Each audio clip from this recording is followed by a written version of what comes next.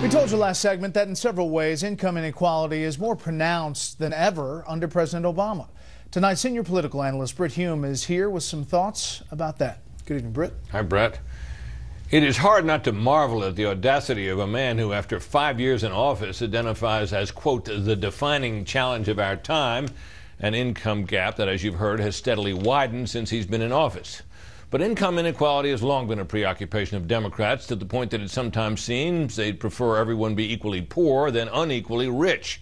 That's an exaggeration, of course, but it points to a key difference in the way the left and right view the economy. The left tends to see it as a zero-sum game, in which one person's financial gain is someone else's financial loss. The right tends to see the economy as a pie, which can be enlarged so that everyone has more of it, even if their share of it remains the same or even declines. This is why conservative economic policies tend to emphasize growth over equality.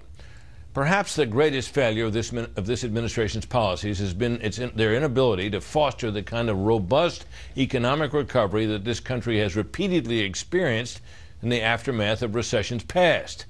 Thus, unemployment hovers in the 7% range, and more people aren't counted in that because so many have dropped out of the workforce that labor force participation rate is now the lowest in nearly 40 years. I suspect that most of those out of a job wouldn't mind if some people got richer, if they could just get work. And isn't that the real defining challenge? Brett? A lot of the origin of this, Brit, kind of revolves around Fed policy. It does. Ben Bernanke has kept interest rates extremely low. That drives people out of the bond market, where they can't get a good return, and into the stock market, where even in a weak economy offers the potential of better returns.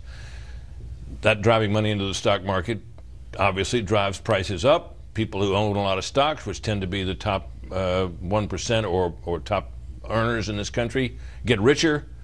And unless the policies work like crazy, the economy doesn't recover fully, the people at the bottom are left out. And there's no prospect that Janet Yellen is somehow going to change dramatically what Ben Bernanke has done.